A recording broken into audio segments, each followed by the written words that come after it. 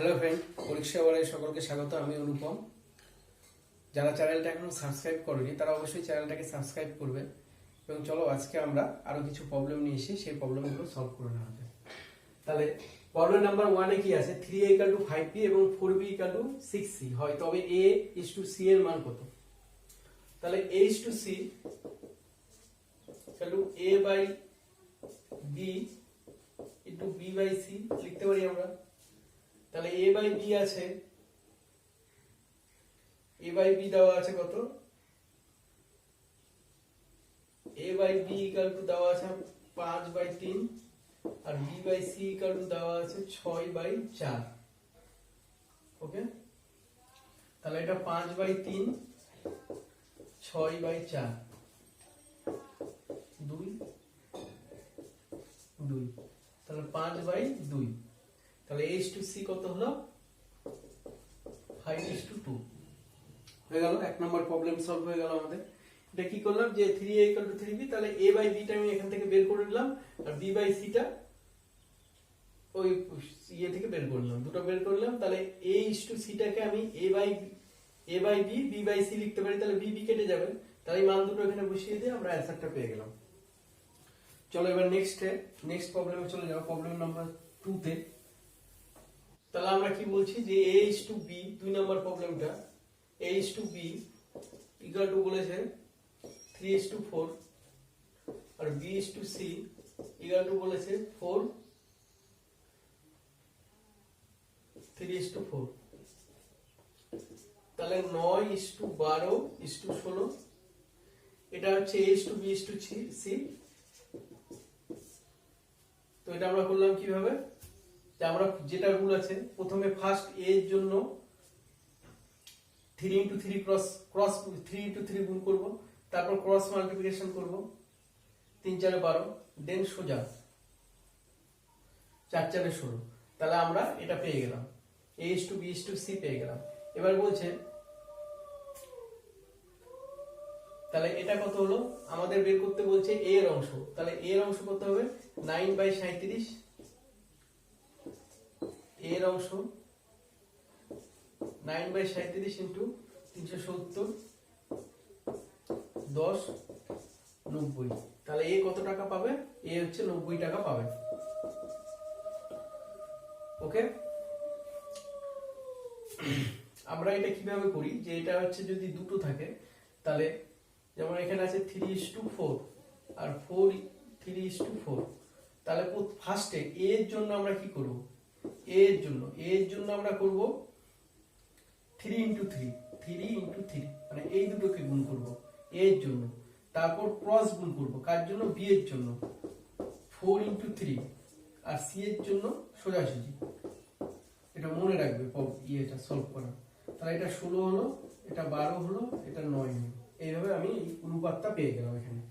ওকে, আমরা এগুলো বেসিক ক্লাসগুলোতে ডিটেইলসে এই নিয়ে আলোচনা করব। এখন যেহেতু প্রিভিয়াস ইয়ার্স কোশ্চেন পড়াচ্ছি, ওই কারণে আমি এগুলো নিয়ে আলোচনা করছি না।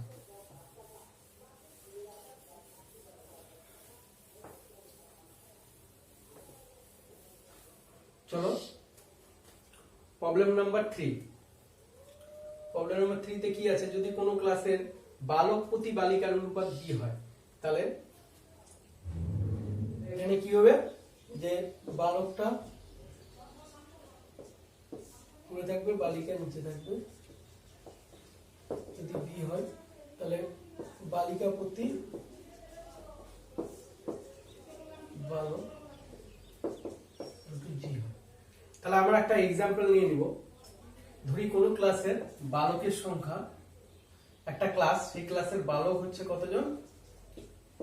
ধরে নিলাম এটা 30 জন, আর বালিকা হচ্ছে ধরে নিই বালিকা 60 জন। তাহলে আমি যখন বালক বাই বালিকা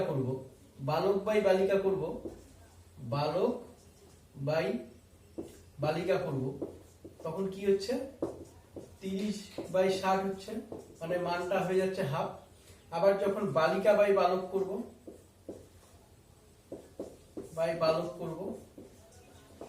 তখন 60/60 30 ইকুয়াল টু 2 হয়ে যাচ্ছে।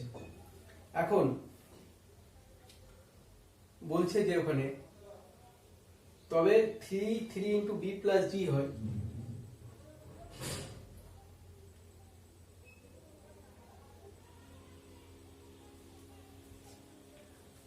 হয় না এখানে হবে, এই নাম্বার দিয়ে এই অপশনগুলো দেওয়া আছে। তাহলে আমরা কি দেখলাম যে আমি যদি এটাকে করি 3, তাহলে 3 আমি একটা एग्जांपल নিয়ে দেখে নিলাম b প্লাস জি, আমি যে एग्जांपलই নিই b প্লাস জি, আমি যদি এটা বসাই 3 ইনটু 2 প্লাস হাফ, এটা তো করার দরকার নাই, এটা কি হবে অলওয়েজ গ্রেটার দেন 3 হবে, অলওয়েজ গ্রেটার দেন 3। কারণ কি যে এই সংখ্যাটা একটা সংখ্যার মধ্যে অনুপাত হয়, একটা অনুপাত কি হচ্ছে যে একের বেশি আসছে, অলওয়েজ বেশি আসবে, একের বেশি অবশ্যই হবে, একটা একের কম আসবে, তাহলে দুটোকে যোগ করলে অলওয়েজ একটা একের বেশি আসবে, গ্রেটার দেন 1 হবে, আর একটা লেস দেন 1 হবে। এবং দুটা মিলে যদি আমি যোগ করে দিই তাহলে একের বেশি আসছে, অলওয়েজ একের বেশি আসবে, অলওয়েজ একের বেশি আসবে, তাহলে অলওয়েজ 3 এর বেশি আসবে, তাহলে এই এই যে এখানে যে ইকুয়েশনটা দেওয়া আছে এটা অলওয়েজ 3 এর বেশি হবে, তাহলে অ্যানসার আমাদের গ্রেটার দেন 3 হবে, b প্লাস জি গ্রেটার দেন 3 হবে। ওকে, আমরা একটা एग्जांपल নিয়ে বুঝে নিলাম ব্যাপারটা, যে আমি এই एग्जांपलটা বালক আর বালিকার एग्जांपलটা নিয়ে এটা ডিটেইলসে বুঝে নিলাম যে এটা কিভাবে আসছে। চলো, এর অ্যানসারটা এটা গ্রেটার দেন 3 হবে। নেক্সট প্রবলেমে আমরা চলে যাব, প্রবলেম নাম্বার 4। প্রবলেম নাম্বার 4 এ কি আছে, মাসিক আয়ের অনুপাত 4:7, 4:7, এটা আয় 4:7, ব্যয় 11:20। তাহলে আমাদের যে রুল আমরা জানি কি এদের ডিফারেন্স দিয়ে উপরে নিচে গুণ করতে লাগে, তাহলে এখানে গুণ করলাম 3 দিয়ে, এখানে গুণ করলাম 9 দিয়ে, তাহলে আয় হয়ে গেল 36-63, ব্যয় হয়ে গেল 33-60। তাহলে ডিফারেন্সটা কত আসলো 3 ইউনিট, তাহলে 3 ইউনিট সমান 400 টাকা। ওকে, তাহলে 36 ইউনিট, তাহলে আমি 12 দিয়ে গুণ করে দেব, 3 ইউনিট যদি এটা এত হয় তাহলে 12 দিয়ে গুণ করলে আমি পেয়ে যাব 4/4800 টাকা, আর এদিকে এটা হয়ে গেল 300 হয়, তাহলে আমি এখানে গুণ করি 12 ইউনিট ইকুয়াল টু কত হচ্ছে 400 ইনটু 12 ইকুয়াল টু 4800 টাকা, আর এখানে হয়ে গেল আর একটা আছে 12 ইউনিট আমি বের করে নিলাম। এবার হচ্ছে আমার এখানে 21 ইউনিট বের করতে লাগবে, 21 ইউনিট ইকুয়াল টু হয়ে গেল 400 ইনটু 21 ইনটু 8400 এত টাকা। তাহলে এটা আমাদের মাসিক ইনকাম হয়ে গেল, দুইজনের মাসিক ইনকাম হয়ে গেল এটা 4800 আর 4800 টাকা। তাহলে আমি এখানে কি করলাম, এখানে 3 ইউনিটে দেওয়া আছে, 3 ইউনিটে 400, তো এখানে আমার 36, তাহলে আমি যদি 3 কে 12 দিয়ে গুণ করি তাহলে আমার 36 হয়ে যাবে, সেই রকমই 3 কে আমি যদি 21 দিয়ে গুণ করি তাহলে আমার 63 হয়ে যাবে। ওই জন্য আমি 12 ইউনিট আর 21 ইউনিট বের করে একবারে আমার টাকাটা বেরিয়ে চলে আসলো যে এদের আয়ের অনুপাত কত হবে, মাসিক আয়টা কি হবে। ওকে, তাহলে আমরা এবার নেক্সট প্রবলেমে চলে যাব। নেক্সট প্রবলেমটা কি আছে দেখে নেওয়া যাক, নেক্সট প্রবলেমে কি আছে। নেক্সট প্রবলেম হলো যে 15:19 থেকে কোন সংখ্যা বিয়োগ করলে অনুপাতটি 3:4 হবে। এগুলো বলে দিই যে এগুলো প্রত্যেকটাই কিন্তু সালের কোশ্চেন, প্রত্যেকটা এসআই অথবা নয়তো বা সিজিএল এ এসছে, সুতরাং প্রবলেমগুলো করার টাইমে অবশ্যই খাতা নিয়ে বসবে এবং প্রবলেমগুলোকে প্রথমে খাতায় লিখে নেবে, তারপর সলভ করবে। ওকে, তাহলে হচ্ছে 5 নাম্বার প্রবলেমে চলে গেলাম। 5 নাম্বার 5/19 x equal to 3/4। তাহলে আমি x টা কি ধরলাম, যে x টা হচ্ছে সেই সংখ্যাটা, কোন একটা সংখ্যা, আমি একটা যে কোনো সংখ্যা ধরলাম x টা কি করলাম যে ওখান থেকে বিয়োগ দিয়ে দিলাম, তাহলে আমার অনুপাতটা হবে 3:4 হবে। তাহলে x এর মানটা আমার বের করতে লাগবে। x এর মানটা আমি এটা ক্যালকুলেশন করে বের করে নিব। 4x = 57 - 3x x = 3। x = আমরা যদি 3 বিয়োগ করি ওই সংখ্যাটা থেকে, তাহলে আমাদের কি হবে, যে অনুপাতটি 3:4 হবে। এবার হচ্ছে আমরা 6 নম্বর প্রবলেমে চলে যাব। প্রবলেম নাম্বার 6 কি আছে? প্রবলেম নাম্বার 6 এ বলছে যে P/Q = R/S হয় যদি P/Q = R/S, R/S = T/U = 2:3 হয়, তবে এটার মান কত?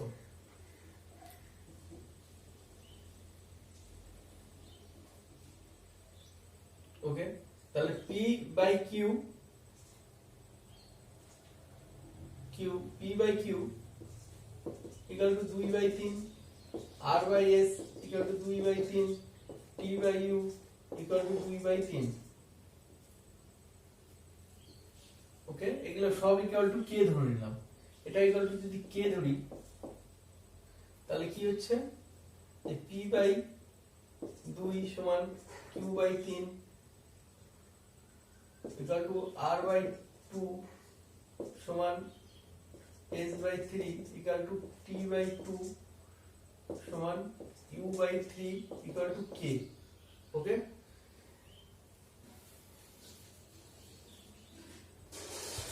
তাহলে এবার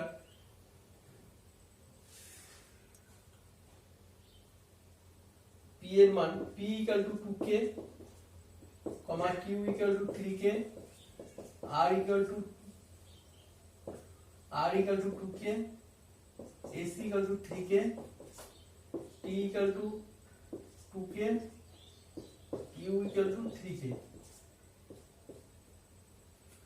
ওকে, এবার মানগুলো সব বসিয়ে দেব। কোথায়? যে MP + NR +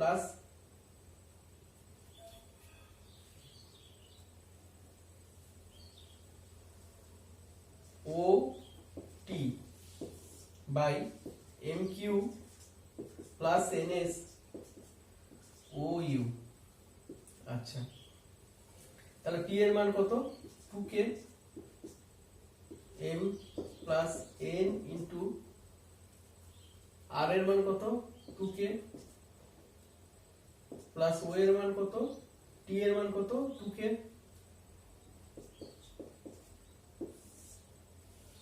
ওকে, দেন 3K Q এর মান প্লাস 3K S এর মান প্লাস 3K হয়ে গেল। তাহলে আমি এখান থেকে 2/3 কমন নিয়ে নিলাম, 2/3K কমন নিলাম। এখানে হচ্ছে পড়ে থাকলো M + N + O, নিচেও M + N + O। এটা কেটে যাবে, K কেটে গেল, তাহলে অ্যানসার হয়ে গেল 2/3। ওকে, তাহলে এটা সমান শুধু K ধরে নেব, K ধরে নিয়ে ওটাকে পুট করে দিলেই হয়ে গেল।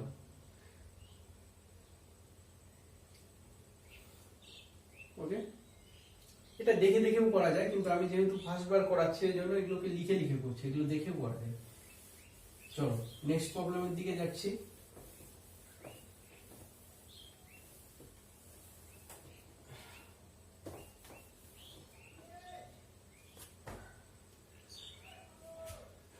Problem number 7। প্রবলেম নাম্বার 7 এ কি আছে? x/y = 3:1, then x³/y³ = 27/1। ওকে, দেন ভাগযোগ প্রক্রিয়া করতে লাগবে। x³ - y³ x³ + y³ = 26/28 = 13/14। এটা হয়ে গেল অ্যানসার। এখানে কি করলাম? এখানে করলাম ভাগযোগ।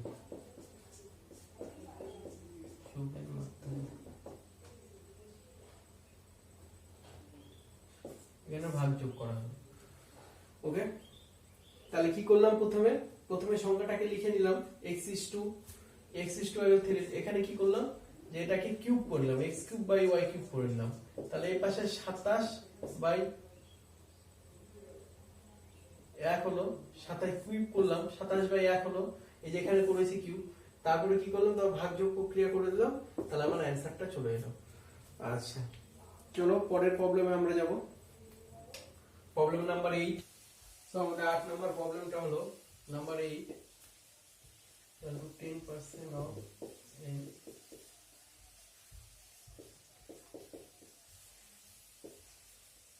n by n equal to 20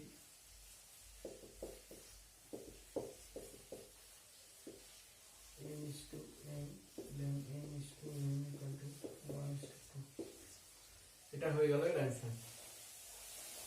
তাহলে 8 নম্বর প্রবলেম এটা ছিল, এটা যদি হয় তাহলে m is to n এর মান আমাদের বের করতে পেরেছে, m এর তো সোজা অঙ্ক একদম। তার 9 নম্বরটা কি আছে, এগুলো সব সালে এসছে, ওই জন্য এগুলো কপি করেছি ওখান থেকে।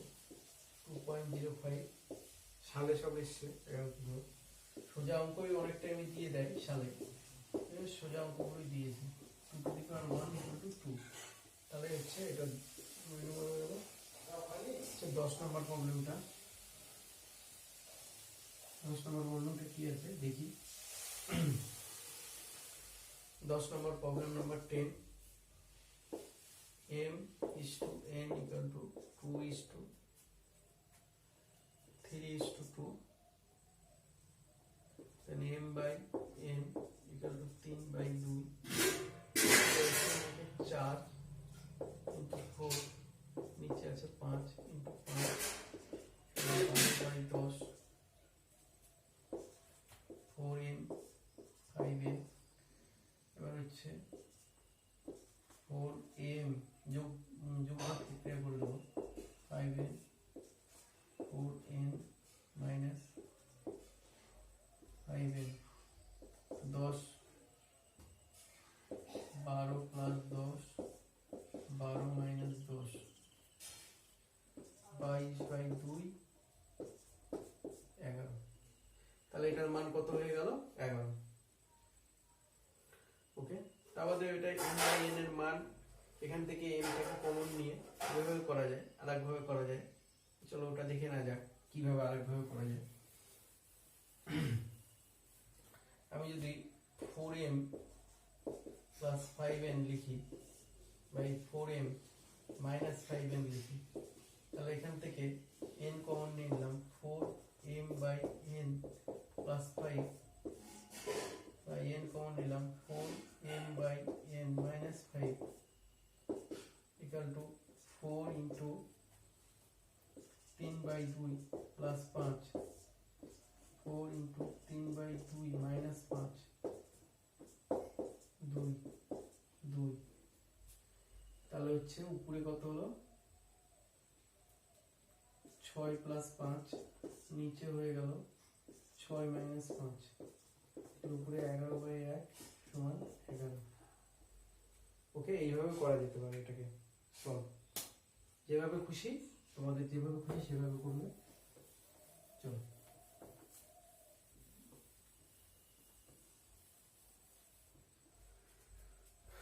তবে বন্ধুরা চ্যানেলটাকে অবশ্যই শেয়ার করবে।